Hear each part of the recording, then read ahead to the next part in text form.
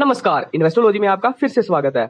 आज हम आपके लिए एक और बुक समरी लेकर हाजिर हुए हैं जिसका नाम है the little book of common sense investing, the only way to guarantee your fair share of stock market return, जिसे जॉन सी वोगल द्वारा लिखा गया है। क्या आप एक ऐसे इंसान के इन्वेस्टमेंट प्रिंसिपल को सीखना चाहेंगे जो investment company the Vanguard group के फाउंडर थे? ये इन्वेस्टमेंट कंपनी 5.3 ट्रिलियन डॉलर का एसेट मैनेज करती है। वैसे क्या आपको पता है कि जॉन वोगल के इस प्रिंसिपल पर वॉरेन बफे को इतना भरोसा है कि उन्होंने प्रोटेज पार्टनर नाम की कंपनी से $1 मिलियन की शर्त लगा दी थी कि हेज फंड इंडेक्स फंड से ज्यादा रिटर्न नहीं दे सकते। इस समरी में आप सीखेंगे कि इंडेक्स फंड क्या होता है और एक आम आदमी को म्यूचुअल फंड की बजाय इंडेक्स फंड में पैसा क्यों लगाना चाहिए। Don't allow a winner game to change into a loser's game. इस बुक में हम ये जानेंगे कि इंडेक्स फंड कैसे म्यूचुअल फंड से बेहतर परफॉर्म करते हैं। जब भी एक कंपनी बनती है तो उसे ग्रो करने के लिए पैसा चाहिए होता है। पैसा इकट्ठा करने का तरीका ये है कि या तो वो बैंक से लोन ले या फिर कंपनी अपना कुछ हिस्सा शेयर्स में कन्वर्ट कर सकता है और उन शेयर्स को ओपन मार्केट में लिस्ट करके बेच सकता है। इन शेयर्स को बहुत सारे लोग खरीदते हैं ये सोचकर कि किसी दिन इन शेयर्स की वैल्यू बैंक के इंटरेस्ट रेट के मुकाबले ज्यादा बढ़ेगी। अब ये लोग ऐसी इंडिविजुअल कंपनी खुद नहीं ढूंढ पाते, वो फंड मैनेजर के पास जाते हैं। ये लोग ऐसी कंपनी ढूंढने में माहिर होते हैं जो फ्यूचर में अच्छा रिटर्न दे सके। फंड मैनेजर लोगों के रुपयों को किसी एक कंपनी में नहीं लगाकर बल्कि कई अलग अलग कंपनी में इन्वेस्ट करते हैं। इसे ही म्यूचुअल फंड कहते हैं। इंडेक्स फंड भी कुछ म्यूचुअल फंड की तरह ही होता है, लेकिन इसमें पैसा फंड मैनेजर की मर्जी की कंपनी में नहीं बल्कि पहले से बनाए गए कुछ रूल्स के बेसिस पर पैसा लगाया जाता है। जैसे अगर हम अमेरिका के इंडेक्स फंड S&P 500 की बात करें तो इस इंडेक्स फंड में पैसा हमेशा अमेरिका की टॉप 500 कंपनियों में उनकी मार्केट कैप के हिसाब से लगाए जाते हैं। वैसे ही इंडिया में निफ्टी 50 नाम का इंडेक्स फंड है जिसमें इंडिया की टॉप 50 कंपनियों में उनके मार्केट कैप के हिसाब से लगाए जाते हैं। तो आगे जानते हैं कि उन्होंने ऐसा क्यों बोला। उसके लिए हमें समझना होगा अपेरेबल। गोट्रोक्स नाम का एक रईस भरा पूरा परिवार था।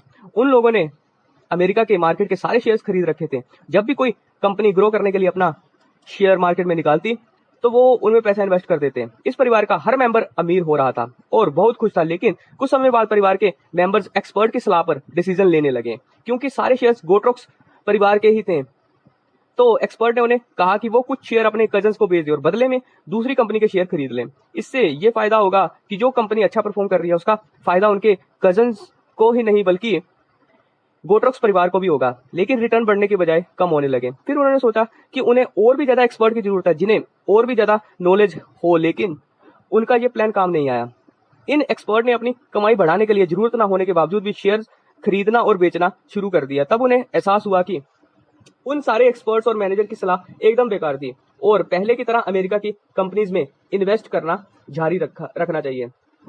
Market behaviour. हम सब जानते हैं कि किसी भी कंपनी के शेयर्स की वैल्यू कभी बढ़ जाती है तो कभी कम हो जाती है। ऐसा दो कारणों से होता है। पहला तो ये है कि उस कंपनी की अर्निंग जानी कंपनी कितना प्रॉफिट कमा रही है। अगर अर्निंग बढ़ेगी तो शेयर का दाम भी बढ़ेगा और अगर अर्निंग कम होगी तो शेयर का दाम भी कम होगा। लेकिन असल जिंदगी में ऐसा नहीं होता। शेयर्स के दाम पर अलग अलग चीजों का काफी असर पड़ता है। लोगों के इमोशंस यानी भावनाओं का भी इस पर असर पड़ता है। इस इमोशंस को पी रेशियो यानी प्राइस टू अर्निंग रेशियो से मेजर किया जा सकता है। मान लीजिए कि आप एक कंपनी में 100 रुपए इन्वेस्ट करते हैं और एक साल के बाद वो कंपनी आपको 5 रुपए कमा के देती है, तो इस कंपनी का पी रेशियो हुआ 100 डिवाइडेड बाय 5 यानी 20। पी रेशियो का 20 का मतलब हुआ कि लोग एक साल में 1 रुपया कमाने के लिए उस कंपनी में 20 रुपए लगाने को तैयार है। अगर किसी कंपनी का पी रेशियो 50 हो जाए तो इसका मतलब है कि लोगों को भरोसा है कि कंपनी अच्छा परफॉर्म करेगी और एक साल में 1 रुपया कमाने के लिए वो उसमें 50 रुपए इन्वेस्ट करने के लिए तैयार है। इसी तरह अगर कंपनी का पी कम हो जाता है तो लोगों का कंपनी से ज्यादा उम्मीद नहीं रहती और वो इसमें कम पैसा लगाना चाहेंगे। How most investors turn A winners game into a loser's game. John कहते हैं कि अगर हम अपने देश के सारे इन्वेस्टर्स के रिटर्न देखे जाने उन्होंने कितना % कमाया है तो वो मिलाकर उतना ही रिटर्न होगा जितना कि मार्केट ने उन्हें दिया है। लेकिन अगर इनमें से कुछ इन्वेस्टर ने इन्वेस्ट करने के लिए फंड मैनेजर की मदद ली है तो उन्हें उनकी कमीशन भी देनी पड़ेगी और बिल्कुल उतना ही उन्हें कम रिटर्न मिलेगा। अगर किसी इंसान ने बैंक के बजाय स्टॉक मार्केट में इन्वेस्ट कर दिया जो उसे 8% का रिटर्न दे रही है, अब इसके बजाय वो म्यूचुअल फंड में पैसा इन्वेस्ट करे तो फंड मैनेजर उससे 2.5% लेगा, जिसके कारण हर साल उसका रिटर्न 5 माइनस 2.5 5.5% का हो जाएगा। अब अगर ये इंसान एक ही बार में 1 लाख रुपया 50 सालों के लिए 5.5% पर इन्वेस्ट कर देता है तो उसे फाइनल रिटर्न 14 लाख मिलेगा। लेकिन अगर यही पैसा वो बिना किसी फंड मैनेजर के 8% पर इन्वेस्ट करता है तो उसे फाइनल में रिटर्न 46 लाख मिलेगा। Taxes are cost too. ऐसे फंड्स जिन्हें एक्टिवली मैनेज किया जाता है, जिसमें शेयर्स बार बार खरीदे और बेचे जाते हैं, जितनी बार फंड से पैसा निकालते हैं हमें उतनी बार गवर्नमेंट को टैक्स देना पड़ता है, क्योंकि उसे हमारी इनकम ही माना जाता है। जब किसी फंड मैनेजर को लगता है कि कोई कंपनी अच्छा परफॉर्म कर सकती है तो वो पुरानी कंपनी के शेयर्स बेचकर आपका पैसा नई कंपनी में लगा देता है। लेकिन अगर इंडेक्स फंड में पैसा इन्वेस्ट करते हैं तो आपका पैसा मूव नहीं करता, इसलिए इन्वेस्टर्स को टैक्स भी कम देना पड़ता है। Selecting long term winners. Zone कहते हैं कि घास के ढेर में सुई मत ढूंढो, बल्कि पूरा घास ही खरीद लो। अगर इसे स्टॉक मार्केट से कंपेयर करें तो अगर हम सिर्फ उन कंपनियों को ढूंढने में लगे रहेंगे जो इंडेक्स फंड को बीट कर सकती हैं, इसकी बजाय ऐसी कंपनीज में इन्वेस्ट करना चाहिए जो पहले से ही टॉप पर है। इस पॉइंट को प्रूव करने के लिए जोन ने पिछले 36 साल का म्यूचुअल फंड का एग्जांपल दिया है।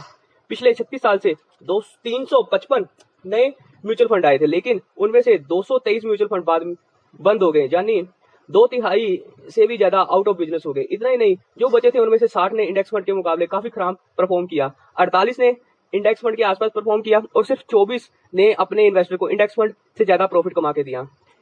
इस तरह अंत में सिर्फ 3 ऐसे म्यूचुअल फंड थे जो बंद नहीं हुए और इंडेक्स फंड को बीट कर पाए। Focus on the lowest cost fund. तो अब हम जानते हैं कि अगर आप किसी एक्सपर्ट या मैनेजर से इन्वेस्टमेंट की टिप लेते हैं तो आपको उन्हें फीस भी देनी होगी, और वो आपसे जितना पैसा लेंगे उतना रिटर्न उतना ही कम होता रहेगा। किसी भी म्यूचुअल फंड की सबसे बड़ी कॉस्ट होती है एक्सपेंस रेशियो। एक्सपेंस रेशियो का मतलब है कि हमारे पैसे को मैनेज करने के लिए और एडवर्टाइजमेंट करने के लिए हमसे जो कॉस्ट ली जाती है। म्यूचुअल फंड में मैनेजर ज्यादा एक्सपेंस रेशियो चार्ज करते हैं, इसीलिए ये 1 से 2% तक चला जाता है, लेकिन यही कॉस्ट इंडेक्स फंड में सिर्फ 0.1% के आसपास होता है। इन्वेस्टमेंट पर लिखी गई सबसे popular book the intelligent investor और सिक्योरिटी एनालिसिस के ऑथर बेंजामिन ग्राहम इन्वेस्टमेंट के बारे में क्या विचार है।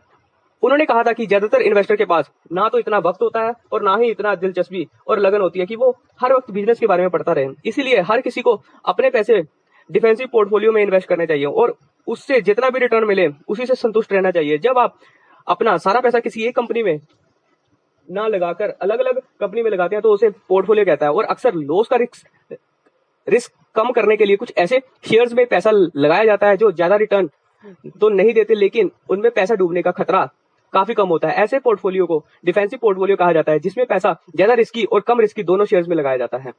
अंत में आपने इस बुक समरी में ये जाना कि फंड मैनेजर वो होता है जो हमारे पैसे अलग अलग कंपनी में इन्वेस्ट करता है। म्यूचुअल फंड और इंडेक्स फंड में फर्क समझा है, कैसे लॉन्ग टर्म में इंडेक्स फंड म्यूचुअल फंड से कहीं गुना ज्यादा रिटर्न देते हैं। म्यूचुअल फंड में किसी मैनेजर के ना होने से आपको उन्हें कमीशन म्यूचुअल फंड में किसी मैनेजर के होने से आपको उन्हें कमीशन देना पड़ता है और जिसकी वजह से आपका रिटर्न भी कम हो जाता है। और फंड मैनेजर को इसे ज्यादा एक्टिव होकर मैनेज करना पड़ता है, जिसकी वजह से म्यूचुअल फंड का एक्सपेंस रेशियो भी ज्यादा होता है। और इंडेक्स फंड में फंड मैनेजर के एक्टिव ना होने की वजह से इंडेक्स फंड का एक्सपेंस रेशियो भी कम हो जाता है। हमने इस टॉपिक पर बेंजामिन ग्राहम के नजरिए को भी समझा। ये तो थी बुक समरी। आशा करता हूं कि ये बुक समरी आपको अच्छी लगी होगी। आप किस बुक पर अगली समरी सुनना पसंद करोगे आप हमें कमेंट में बता सकते हैं। वीडियो अच्छी लगी हो तो वीडियो को अपने दोस्तों के साथ शेयर करना, वीडियो को लाइक करना, चैनल को सब्सक्राइब करना और बेल आइकन को दबाना। धन्यवाद।